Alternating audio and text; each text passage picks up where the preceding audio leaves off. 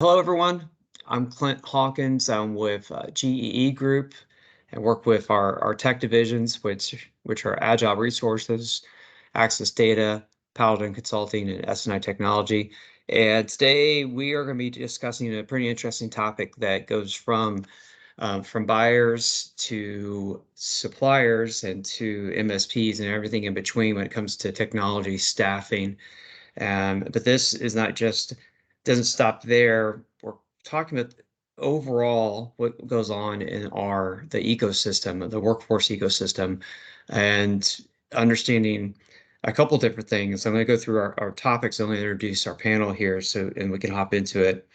But for the things that we're going to be chatting about today are one, reimagining the language we use within a workforce ecosystem. Two, understanding more human-centric tools to help us in our workforce ecosystem. Three, redefining co-employment.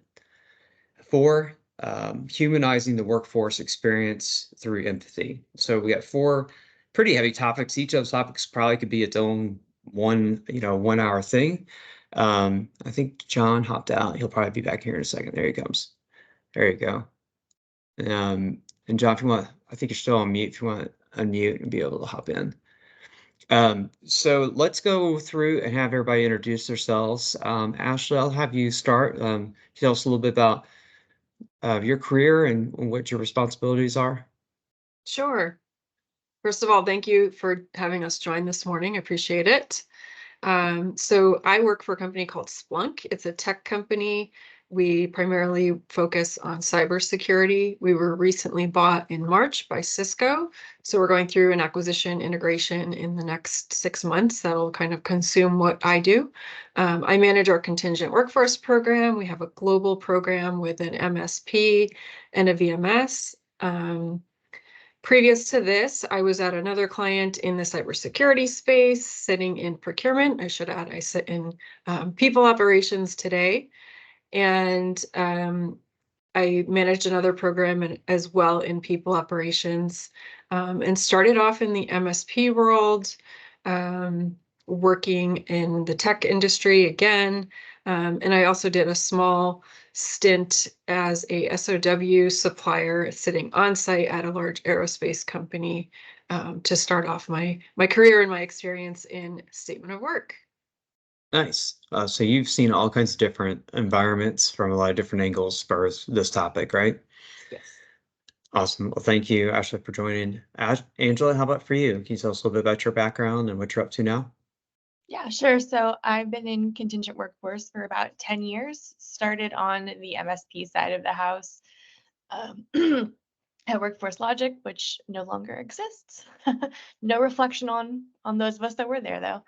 And kind of worked my way through contingent workforce management on the MSP side, mostly in tech, supported our clients like LinkedIn, Veritas, FICO, and then decided I wanted to go try the other side of the business and went to what we call the client side, and then was at Twitter for a couple of years, and now I find myself at Zendesk managing our non-employee programs. So MSP and BPO, anything non-employee is in my remit. And much like Ashley, we are a global company. We have an MSP, and we basically see all types of contingent labor come through because I sit in procurement. So I have the stress and or privilege of seeing almost all the contracts for non-employee labor come through my desk. Great. Well, thanks for sharing that. And obviously, you're privy to a lot of different scenarios too, just like Ashley. And then, John, how about for you, sir?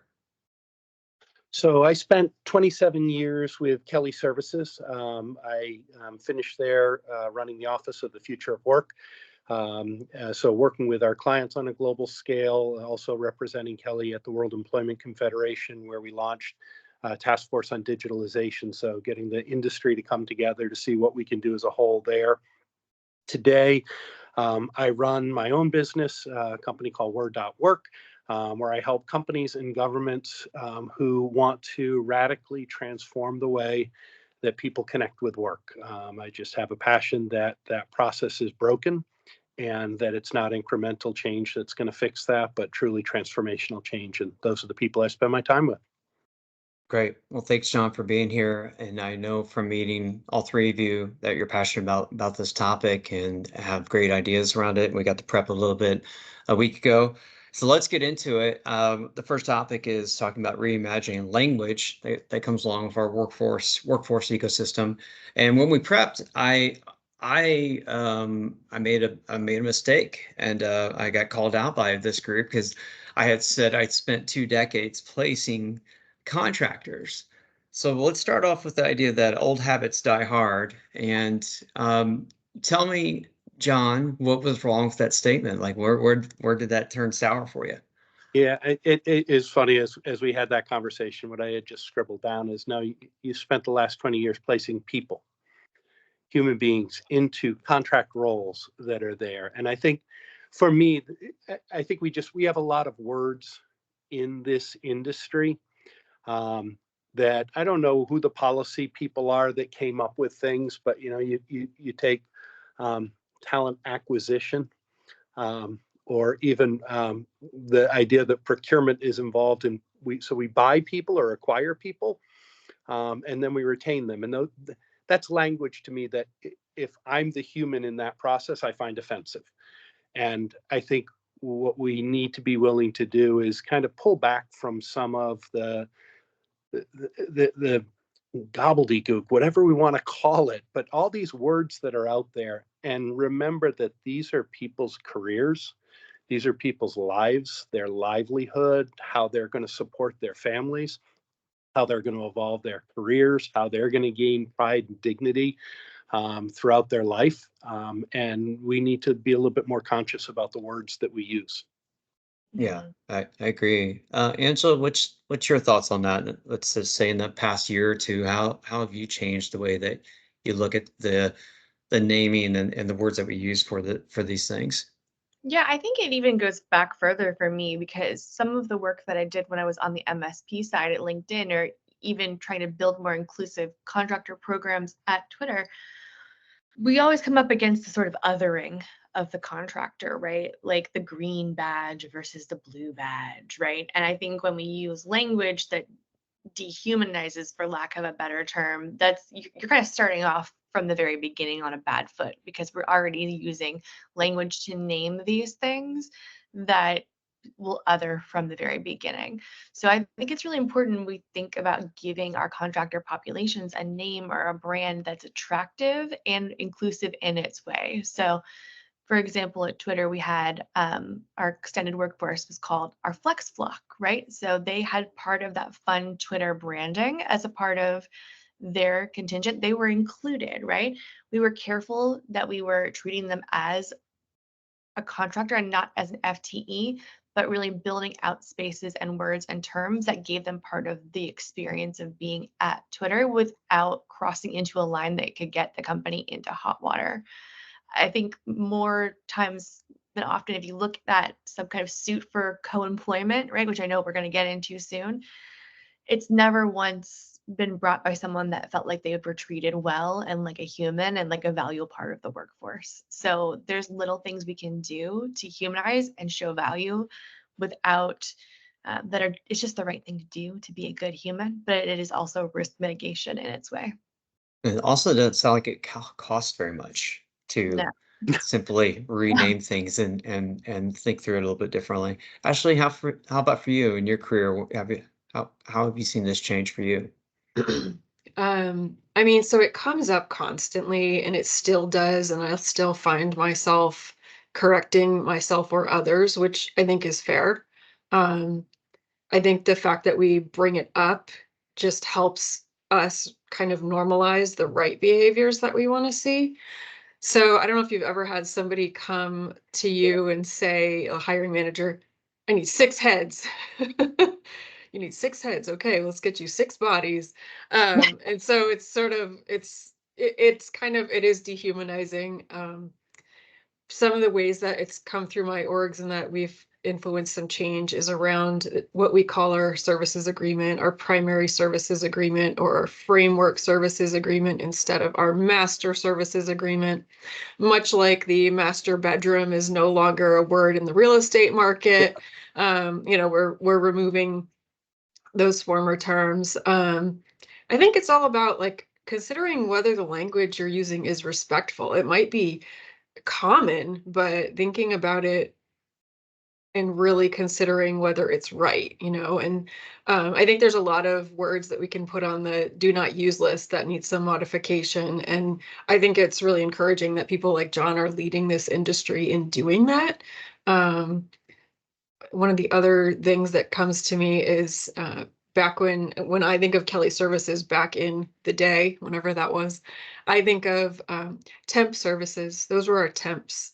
And that's sort of, not a word that we want to hear anymore. You don't want to be called a temp. You're a person and you're doing temporary work. And so the distinguishing of that is really important. But I appreciate that, and thanks to you guys kind of getting us warmed up here, diving into it. And Kevin put a question in the chat, which is great because it goes right into this pocket. Kevin asked, does that help with employer brand too, and how does that affect staff aug pipeline? I'm going to take a quick shot at that from my side. So I've been in the vendor and the staffing side since my early career. And one of the top things that we have to do when we take on a new client or even just a new team within a client is find out what is their story about, usually particularly about what is the project or big initiative that they're driving, and be able to pull that story from the FTE hiring manager and both their contractors that are on the team, the folks that are on contract on the team, and the folks that are FTEs, hearing the story from them, what that experience is like, and then taking that back out to the candidate pool. So what do you guys think needs to change with that part too? Like, how do we tell them the employer's brand story if we're working in these filling contract positions? Yeah, I think for me, and I think Ashley and I maybe like are a little siloed in tech here. So it's respect to other industries. This is a very tech-centric answer. We do use staff augmentation for a really strong pipeline for FTE talent. So I think that the best, most valuable thing I can do as a program lead or, empower my team to do now is to be able to have really good, strong relationships with their staffing partners and bring them into Zendesk, tell them what are our goals, what are we looking for, what are our values, what is our mission, because then they can speak knowledgeably as a first line experience with Zendesk with candidates, right? So we have to really be clear on building that relationship with our staffing partners so that they can be a good first touch in the candidate journey from first contact all the way through accepting an offer as an FTE and continuing on in that journey. But that requires time and investment from your program leadership. And it's a mixed bag on whether or not some of my peers feel like that's a valuable activity for them or their teams. I come down on, yes, it's very valuable, but your mileage may vary. I think this is one of the areas that sometimes when we have progress with technology or a new approach, we also have unintended consequences. And so if you think of in staffing right now, one of the hottest things that people are talking about is direct sourcing. Well, why did that come about? It came about because companies stopped using their brand to attract non-employees.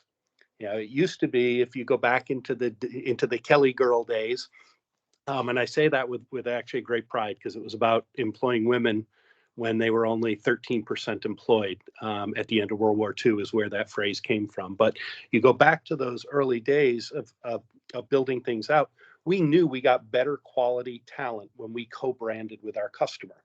When the MSP market came along, and people said, oh, go vendor neutral. We're going to have 120 different companies as vendors, all tell the message equally. Well, you know what? They didn't all tell the message equally.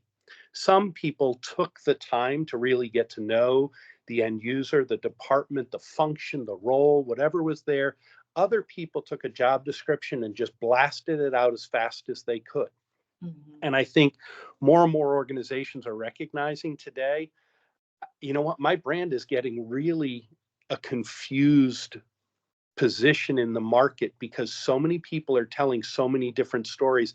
I need to rein this in, and I need to, to Angela's point, maybe we need to spend more time with a few of these people and really make sure our brand is coming out effectively and in the way that we intend.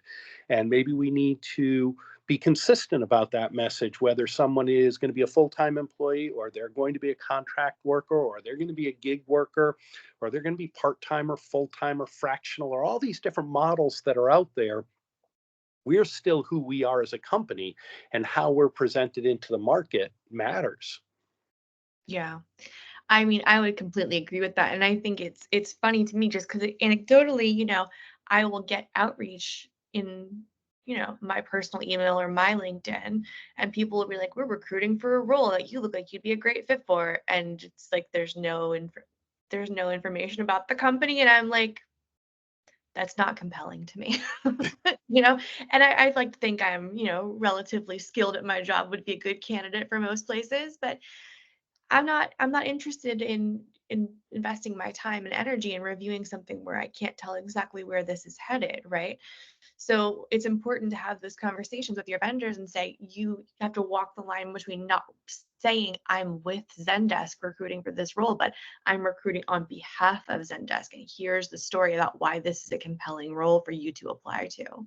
It's something that, again, like, your mileage may vary on whether or not a supplier really gets that or doesn't get it, and you can instruct some. Yeah, it's interesting you say that. I'm thinking about my own experiences with interviewing a few years back and interviewing for a company where they said, here's the job description. It's for a large company. We can't say who. It's like, You're like, well, cool.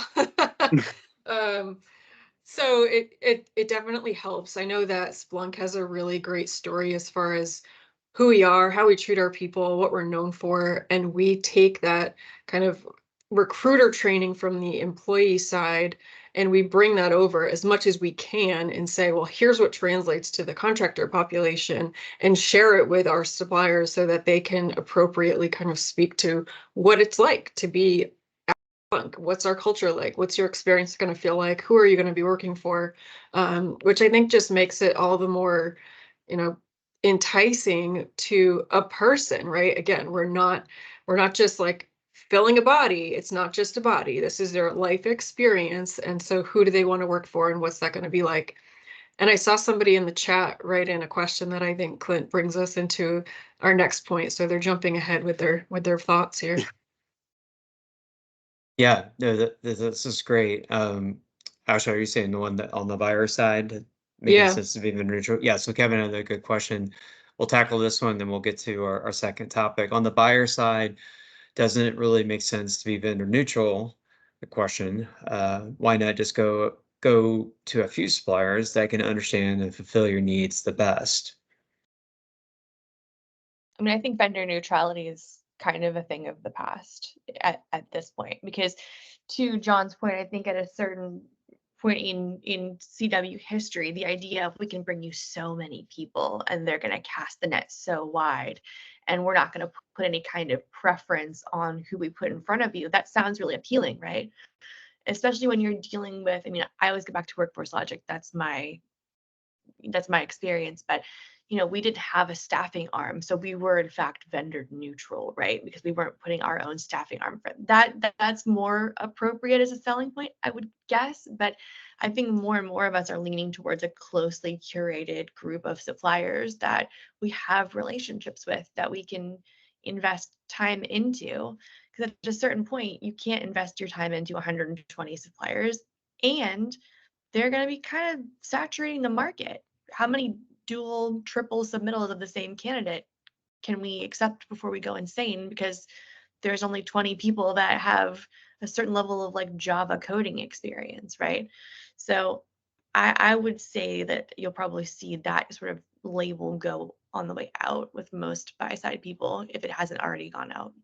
I would agree. And I think that, when we moved into that model, we thought suppliers scorecarding would give us everything we would ever need to make decisions about which 60 suppliers out of the 100 to keep this quarter.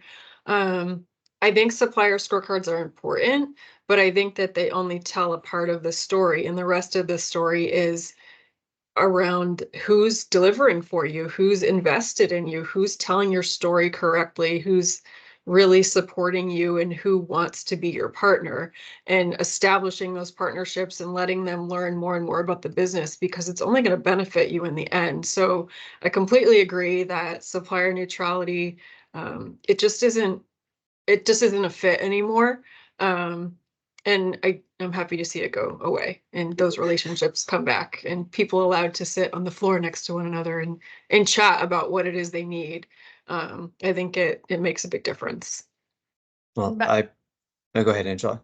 I think that, but this is also a byproduct of developing those relationships too, right? Because then we have, I think we can all think of at least 5 suppliers, right, that have been busted walking the halls doing things they're not supposed to do. And that happens a lot more when you have more people involved.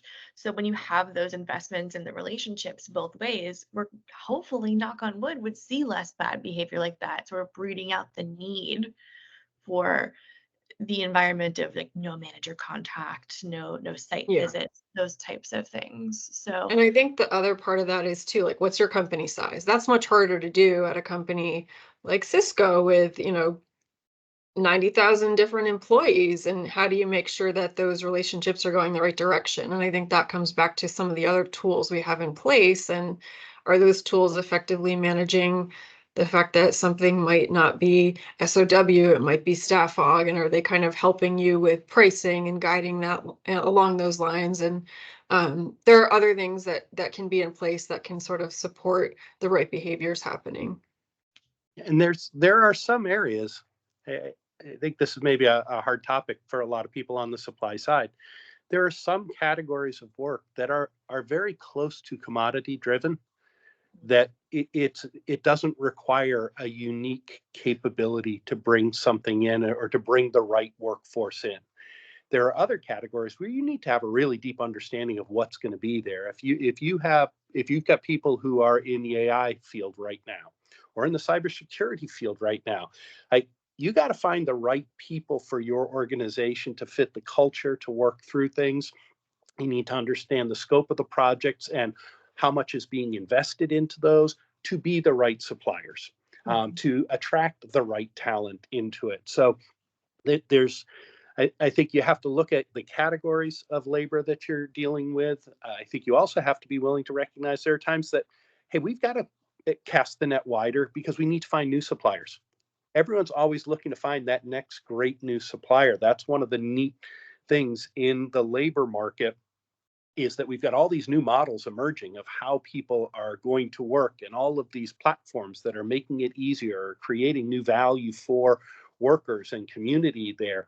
Okay, do I need to test and try something different? So it's a dynamic area, and I think the people who just want it to fit in a box and stay that way, that's the dangerous part, in my opinion. Sure. Well, let's keep on moving on that topic. The second bucket that we have for today was human-centric tools within this workforce ecosystem. So where would you guys like to see things head for the tools that we're using to coordinate our workforce? Let's just start there. Where would you like it to go versus where is it now? I think with one of the things that kind of makes me nervous with the adoption of AI tools and like our ATSs and our VMSs and all that good stuff is some of the bias that's inherent with how we do resume or skills matching. And one of the beautiful things about recruiters in general is their skill set of being able to connect to people, to ask the questions that need to be asked to figure out if this is a match on both sides, right? Like recruitment is always like dating. Is this going to be good for you? Is it going to be good for me, right? Doesn't get more human than that particular interaction, right? So I worry sometimes when I see, hey, we can get you top 5 resumes within however many hours. Great, but what are we missing there, right? Like, what are we missing when we don't have a human review or when we bypass the actual human screening? I love things that automate, right? So there's back when I was a coordinator 100 years ago, the amount of my wild and precious life that I spent sending calendar invitations, I didn't need to do that. That was not a good use of anyone's time. I could have been talking to managers, learning more about the business. I could have been having human screenings with candidates, right? And so having little tasks like that automate is beautiful because it frees me up to do my knowledge work. But I really get nervous about who we may be missing opportunity wise in our candidate pile when we rely on something like AI to just sort candidates for us. I love that. I think that that's a really good point. There's like a safe AI instance, which would be calendar scheduling. Have at it. Let us do more important things. And it is a nightmare because there's the scheduling, but then there's the rescheduling. Oh, yes. Yeah. And so I think some of those areas that you talk about that are a little more frightening, like the AI, what is it missing? I think you or somebody brought this up earlier was who built the AI and what biases do they have and did they build it with? And considering that is kind of like a mind-blowing thing. You know, you think of all these places that we use AI, like writing up our job descriptions and making sure that they are not biased. You know, we're using AI to say, we scored a 98 on this job description. It's perfect. We can send it to everyone and everyone in the world will be happy to apply to it. And thinking about how did they construct that was fitting for all different kinds of people. It's really a fascinating topic, I think, and comes back to sort of the how do we responsibly use AI in what's out there as far as helping us do that. And so it's definitely a growing topic of interest. Tools that I would like to see are things that are going to really pull together. At the end of the day, talent is talent, and we're hiring employee talent or we're hiring talent that might not be there for the whole time of an employee. It might be a temporary assignment of 12 or 24 months. They're still talent, they're still supporting the org, they should still have the same sort of values applied from the company and to the company. And I think if we're able to look at systems that we could share, we'll get a lot out of that. I think it'll go a lot further. And the other thing is thinking about, you know, the differences in the systems today. John is an exception, right? John, you're kind of a relic in that 27 years with Kelly Services isn't going to happen in my career, right? It's not going to happen to my peers. I don't know how that carries on through this generation. This generation seems to be maybe 3 years, sometimes 5 years, and then we switch jobs.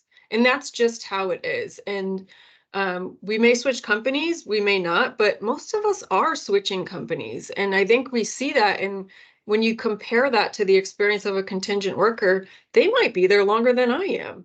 And I'm an employee. And so thinking about what their experience is going to be like, they could be a contingent worker their entire life. And so could I, right? Technically, very much so could I. I just have a different label that I've happened to land. I've come to the right place at the right time in a different path.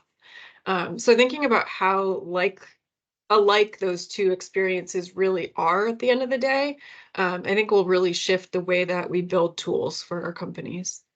Cool. I hit 2 points. One, as you hit on the AI side of things and some of the tools that are out there, philosophically, what we've tried to encourage people to do is to separate two things, the match and the fit. The match is about, do you have the technical skills and capabilities to do the work? And that's becoming more and more objective that are out there. You have the credential or you don't. You are either qualified or you're not. Fit is completely subjective. That's about where you are in life, where you are philosophically with the purpose and the mission of this company. Whether you look in compare ExxonMobil and BP, radically different companies philosophically, even though they're both primarily in the oil and gas business or the energy business. You can go down all of our tech companies. Some are approaching things in radically different ways in how they're doing things. So you can be capable of doing a job, but is it a fit for you? So I think that the technology and the tools are coming in to make match much easier so that you can spend the time on fit. The other part, and this is because of the movement of jobs, whether within an organization or into other organizations, the idea of verifiable credentials and people being able to have in their digital wallet all of those credentials so that they can share them with people immediately. There are opportunities to take 2 weeks out of this process of connecting people with work. And that helps the worker gain access to income and opportunity a whole lot faster. It helps companies get productivity a whole lot faster. And it helps society because you don't have people sitting in between looking for jobs, paying out social welfare, all these things. But we got to give people agency over their own information, have those credentials, like your degree. Why does someone need to do a background check on your degree each time you change jobs? That's foolish. There's no logic in it. Your work history, it's additive. We add to it. There's some stuff, your right to work. Yes, that might have an expiration date on it. Your visa may come to an end, or the documents you use to complete your I-9 might come to an end, and therefore they need to be renewed. We need to recheck that. All for those things. But we can speed this process up dramatically and allow more of the time to be spent on that fit conversation and the human part of this, and get some of this wasted energy just out of here. And that's about creating trust in the process. Because if we really think about it, why do we have to interview people? They've given us on a piece of paper all the things that they've done. So we don't trust it, right? That's what we're saying. So let's do some things to improve that trust piece and really get into, do we fit well together versus I need to verify everything that's there. I think, like, to John's point though, like the fit question it needs more time, right? Because I think we used to think of, even at the beginning of my career, fit meant one thing and it means a different thing now. Like fit before was, do you align with this team? Do we all align? But even that then is created by your inherent bias of sameness, right? So now we're thinking more, at least in my industry, we're thinking more of like fit / enhancement, right? What do you bring to this team that's different? Are you a differentiator that's going to help us level up or support us in a different way? And that is a much more rigorous process than, do we all like to have club sandwiches on Wednesday for lunch, right? It's a much more time intensive thing to try to uncover. So taking out the time that it takes to like verify that you went to college 15 years ago and spending it on actual human interaction is very valuable. I'm going to hop in so I keep the pace going to the next topic, but there's two different hornet's nest that I was about to kick with the topics you guys were bringing up. And one is the AI tools that's reviewing resumes. I've demoed a handful of them this past year, and not looking very optimistic of how the machine learning model one is algorithm is created, and then also the way that the end user is going to train that model once they actually buy the license. It's really just going to feed me my own ideas over and over and over again, because I actually get to swipe left, swipe right on resume. It's just almost like a dating app behavior. So what's it going to do after I train it 30 different candidates? It's really just going to keep looking at it the way Clint always looks at it. So what have I done? I've really harmed both the candidate pool and my potential um, client that wants to hire for me, because I've just trained a model to think about me when I'm narrow-minded versus really truly sourcing something that I wouldn't have thought of my own. Now that would be incredible. Now, my biggest thing as far as looking at AI tools, what I've seen so far, the role of a human recruiter is the ability to recognize the aptitude of someone. Because if I'm trying to recruit somebody for a role, most likely it's the trajectory of where they're going. Is it going to hit the trajectory of what the hiring manager needs? Because a lot of times that's what we're looking for. Because if they're well past it, that's too late. If they're too far below, they're not going to be able to close the gap. But is their trajectory just right where they're going to be able to step in and close the gap on that skill set and the fit? And that piece is really hard to see for in a machine learning model as of right now. Maybe give it a year or two, and we feed it enough good, clean data sets, you can recognize these things. But also, one of the things I've learned in 20 years of doing tech recruiting, one of the #1 degrees of a really good software engineer is someone that has a high-end music degree, right? The ability to see patterns and then translate seeing patterns of the notes on sheet music can directly correlate to your brain the same way that you write software code. Now, that's just been over accident, over years of placing people. Oh, wow, I placed a lot of music majors into IT jobs. How long did we train the machine learning models? Say, hey, by the way, if someone's never been in IT, but they went to a coding camp and they spent 6 years as a high school music instructor or band instructor, most likely you've got a winner here. It's things like that. Seeing the trajectory is tough for the models to see. And if we're not looking at trajectory, all we're doing is looking at a word cloud of their past. It's I think we're going to be missing a mark for a while as far as letting AI pick and choose who should go in for an interview.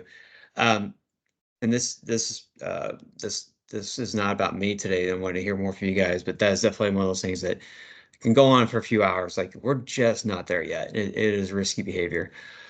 Okay, so third topic, and we're gonna have to kind of scoot through these when we get to all four today, is redefining the co-employment and human dignity within this, which I know, Angela, you started to hint at the beginning. Where do things need to change as far as that experience once they're on board? And let's go through some positive examples of how employers can uh, I guess make the folks that are on board as a contractor feel like they are part of this world, they are valued, and that their work is recognized. And actually, that was a really good point that you brought up, that you could be someplace as an FTE for 3 years, and there might be someone that has been contingent or staff or contract for twice as long. And because we see that, we have folks at different clients that have been there 5, 6, 7 years. So it's very much possible. So I'm going to be quiet for a second. Where do we need to progress? Like, what's the things that on your all's mind about this topic? I'll hit just at the beginning. I think the most important piece everyone's got to understand is if you have a non-employee working in your facilities in any way, shape, or form, you are a co-employer, period. If they fall, if I'm a visitor at your company and I fall down on the way, completely my fault, it ends up on your OSHA log.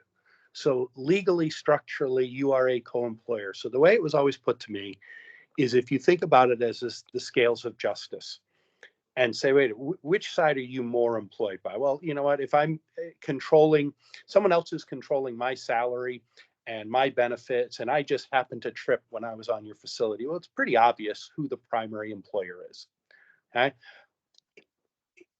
The idea of going to lunch with people or going to an office party, kind of silly reasons, in my opinion, to create paranoia. It's kind of like Sarbanes-Oxley. It's one of those terms that you could throw out to people, and it caused everyone to just kind of pull back and get scared. Again, if we're treating people as human beings, I don't think you've got a problem. If we go back to where this all began in the Microsoft versus Vizcaino lawsuit, it was because the benefit package Microsoft had at the time did not say that non-employees were not entitled to have access to these benefits.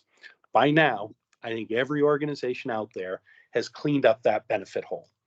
Okay, so let's not create artificial reasons for doing this. And I think if you focus on it on being the person, or like you referenced earlier, Ashley, of your experience going through looking for jobs, or you were in procurement and now in people organization, When you come from the other side of the fence, you suddenly start realizing where these really bad behaviors and policies are.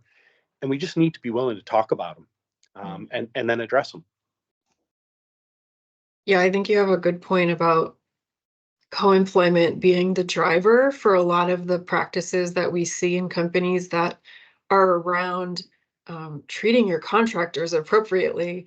So, Angela, I think you mentioned like the different colored badges in offices, and contractors have to have the red badge and employees have to have the blue badge or however it looks, and what that really does for us. And I know that when I worked in aerospace, there were certain parts of the building that the door was locked. You had to have a special badge clearance to get in. And the reason was because we weren't allowed to have foreign nationals who might be working for us allowed into that location. We might be working on something for NASA and they're not allowed to go in, right? So valid point, but we already had a door lock. We had, a massive sign on the door saying no foreign nationals, blah, blah, blah, blah, blah. But we still had to have the different colored badging. We still had to have different accesses on badging. And so it was like, just a wild experience to walk through the halls. Oh, what color badge are you? And really sort of, it is demoralizing, to go ahead. There's a large tech company, and I won't share their name, but they've been public about more than half of their workforce is non-employees. They had a policy that you're not allowed to communicate anything to the non-employee population. Well, they had an active shooter on their campus in Silicon Valley. So think of the four of us sitting around together, and the three of you get a note telling you that there's an active shooter on campus, and I get nothing. Mm-hmm. It caused their employees to go on strike because they said this isn't human. Yeah. This is just ethically, morally wrong. So you almost have to do some modeling of situations and say, like, how would I feel if I'm on the other side? Like, what could go wrong with this? And we just need to be willing to take the time to do that. I had the sort of a similar situation in Silicon Valley. We had an earthquake, and there was some kind of a phone notice to all of us that one of the facilities had lost power and everyone was to go home because of that. And you heard every desk on every phone ring, on the desk, on the cell phone, everywhere. And later that day, security reached out to me and said, "Where are all the phone numbers for the contingent workers?" And I said, "Well, let me tell you where they are. We don't have them. We don't collect them. It isn't mandatory, and it's frowned upon because it's considered their personal data by our legal system. And so they didn't want us to collect it, nor their emails. So if they don't have one of our issued emails, we don't have a way of getting a hold of them." Well, what are we supposed to do in a situation like this? And then shortly thereafter, there was some kind of awful like tornado or something bizarre in Europe, and we didn't have numbers for the facility that to tell everyone don't come in today. Everything's shut down. And so that led us into, is that really practical? Is this really a good solution? Saying that we can't collect it because of co-employment. And so it really makes you rethink things in so many different areas of how you treat contingent workers. That's those are two unfortunately good examples, right? Because we're talking about severe situations, and I I think when I think of like the IT part of it, like why would that be a big deal? I get it, maybe 10 years ago or so, like, oh, that means we gotta add more people to the Outlook server or whatever it might be. Like, oh, this is a pain in the butt. Nowadays, it'd take you less than 20 seconds to add a user, delete a user, parse, whatever you gotta do. It's not, we're not talking about hours of labor to have people or to take them out of the system. Well, let's head into the last part of the topic, or the last topic here is humanizing workforce experiences through empathy, where I think these last couple of stories is where we're putting ourselves in these real life situations. Let's the compelling question we want to ask here is like, how can organizations cultivate empathy and prioritize the human experience to create this more inclusive workforce ecosystem? That's a long question, but what can we what we what should we be asking ourselves consistently? I think that'd be the piece I would want us to focus on. What's the compelling question? An employer or someone that's in a seat like Angela's or Ashley's, what can they be asking themselves and asking their organization to create more empathy for that whole workforce? That's a big question. I mean, I think number one for me with something like that is that's got to be kind of top down, right? I've been in many roles where I've been sort of screaming into the void, for lack of a better term, about like we should be doing this, but if I can't get my leadership on board and we can't lead from a human-centric perspective, then myself as the little old manager isn't going to get too far outside of my scope of influence. So for me, I mean, I think I've been lucky enough to be able to select or have a really strong human-centric leadership. I mean, I know when I was looking for a job, when I was applying to Zendesk, that's one of the reasons why I applied, was right there front and center on the company page was our DEI, right? Which I know that doesn't necessarily mean that it's a human-centric, good leadership company, but being able to see it there front and center, being able to read what the company was actually doing to value the people that choose to work there every day, that was a good, strong sign for me that I was going to be coming into a place where we would be looking after people as people. The other thing that I do within my scope is I'm very selective about my vendors. I will only engage with vendors that are able to document to me that they treat their employees like humans, right? Do they do contractor care? Do they offer benefits? Are they willing to come to the table with conversion terms in case we did want to offer someone the opportunity to convert to full-time? I can control that, right? More or less. I can control who I have acting on my behalf. And I don't know, the managing up piece might be a little bit a little bit out of scope. Yeah, I totally hear you on that because I have the same experience. It's very challenging, especially in this contingent worker industry or small industry. We can sit in procurement or HR and they'll have no clue what we do. I'll say, we hired you because you know this, you alone. You're on an island when you're in there. And so it's really hard to communicate the importance when there are thousands and thousands of people whose experience you really control, but there's not a lot of attention given to them by your executive leadership because they're not their employees, right? And that is the bottom line challenge, I think, for me in almost every company I've been with.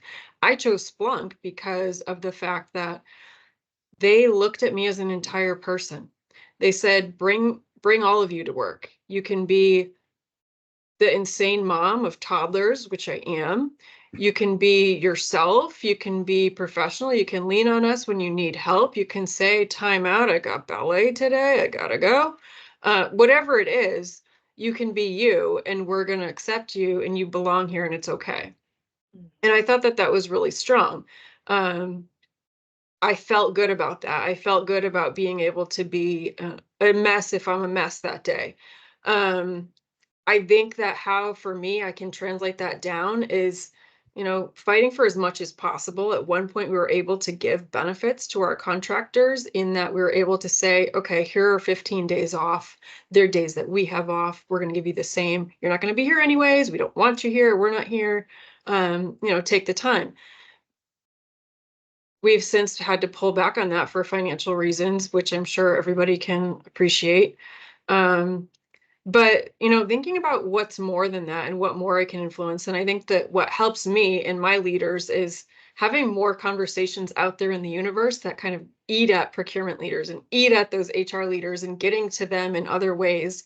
They, and especially our legal teams stay up on everything that's going on. And so when they hear stories about how, other workforces are changing, they'll come to me and say, should we make this change? It seems like they're changing. We don't need to do this anymore. Do I need a really strict 18-month tenure policy for contractors? Because I heard that Google's not doing it or they're not doing it. And so they follow other companies and they follow what other people are doing. And so I think keeping that in the news is really important. One of the things that kind of drives me nuts is we have these things called employee resource groups, and I don't see why we can't just have resource groups. I just don't. I mean, budget-wise, it's not as if we're giving out meals during them. Everything is pretty much a remote experience at this point. I don't know why a webinar couldn't invite everybody else. And again, these are our co-employees. We know that we are their experience, their day-to-day experience. Their supplier's not putting on an ERG. You know, that's not happening. They're working for us on our behalf. And so I think it's looking at things like that that we can influence and really trying to make it known that that's not going to hurt anything. I think you're hitting an area that is really special about this recruitment industry, regardless of where you fit in it. When the work is done and someone is taken a new assignment, whether that's as an employee or as a contractor, a gig, whatever it is, they have had an experience, good or bad. Ask them. Ask them about it. What went through? What did you go through? What made you feel good? What made you feel bad? Like, we've got to take the time. It's back to that fit piece of like, do we actually understand where does this come in? Because usually when someone's looking for work, they're maybe at that bottom rung from a Maslow hierarchy perspective. They need security, stability. They're in crisis mode often. But once they have the role, now they're open to talking a little bit more. And what else would you like to see? And where have you had good experiences? Where have you had bad experiences, and why? And just hear someone out as a human. And with that, that's where empathy comes from, is actually talking to someone and developing an understanding of where they come from. And, you know, whether you do it directly or, you know, if you're bringing your suppliers together, make a part of that conversation. I want feedback I want your recruiters to talk about their experience applying for jobs at Splunk. I want to know about the people who got the jobs and what they thought, and the people who didn't and what they did as a result of it. And now I want you guys to bring that feedback and create that safe space for people to provide that feedback. Doesn't mean you have to act on everything. Are you going to get some things that sound whiny? For sure you will. But, you know, it's also a part of, I'm gathering all this information and insight, and now I get to choose what I'm doing with it, as opposed to assuming I know all the answers when there's some people who just lived a process. Like, let's hear about it. Yeah. Well, guys, we're running out of time, but that last piece, to sum it up, what I'd like to do is lay out some of the compelling questions that we might be asking upstream to, whether it's a CIO, CFO, or chief people officer, whoever might be the person that could drive that change from a top down. Like Angela was saying, we got to get somebody that will drive the initiative. Is like the one question, I'm trying to consolidate everything we just did in the last hour. But why not create a more human experience for our contingent workforce? So why not? Because we're trying to get past old guard behavior, old habits, right? And I just say for our workforce, forget contingent, just for our workforce. Right. Okay. So say, of course we're going to do that. Then let's realize that our workforce is a lot bigger than just our employees. Okay. So why not create a more human experience for our workforce? Why not hear about the experience, whether it was good or bad? Because that's, I think, John, you're right. We get an ostrich in the head sand, or ostrich or head in the sand behavior. We just want to hear about the good ones, the good experiences. We don't want to hear about if you got auto rejected and it felt bad to you. We don't want to hear about that was AI, or that was the system. That wasn't us that did that to you. We don't want to hear it, but we need to listen to what was the experience like, even if you were going through the iterations of interviews or applying, because that's the bad taste that gets left in the candidate's mouth from the experience. So why not hear about the whole experience, both good and bad, for the candidate or the employee? And why, my last piece is like, why not build a playbook that guides you towards a more human experience? Because everything we just collected in the past hour, there's just so much information that the three of you just poured out. Why not create a playbook that's shared across all the different silos of your company, across all the different divisions and understand that there is some type of playbook or framework that we all could say, yeah, that sounds better to us, and start to start to lean towards that. And it doesn't have to be complicated. It could be as lightweight as the way a Scrum methodology works or a Scrum framework, right? Let's boil it down to the essence of what we need, and let's start there. Because if we have this foundation of how it should work, it starts to replicate itself in a healthy way out to other groups. We're going to do one last drill, then we'll hop off. We're going to do the one word game. Ooh. Okay. And so I'm going to ask each of you is give me one word after this conversation and your thoughts on this. What's your one word for this whole situation, or how you feel about the future of the workforce? And volunteer first, and if not, I'll point fingers. One My word. authenticity. Love it. Okay. Opportunity. A lot of opportunity here, right? Okay. I'm not a succinct person, so I just need a minute. Break the rules, Ashley. Go for it. Okay. Oof. Put you on the spot. That's I know. How about bringing back human dignity? Dignity. This was awesome. I really appreciate you guys so much. Angela, Ashley, John. I learned the other week just prepping with you guys, and today I learned even more. Again, my name's Clint Hawkins. I'm with GEE Group. We are going to have a ton of outputs from this video. There's going to be several different blog posts that will come out that'll highlight some of the quotes here, and I'm going to tie back some articles, some research to go along with everything that was talked about today. But I really appreciate the three of you guys coming on, and I hope to speak with you all soon and hear more of how you're progressing this movement. And I will talk to you all hopefully within the next couple of weeks. See you soon. Pulling it together. Thank you so much. Bye. Bye, guys.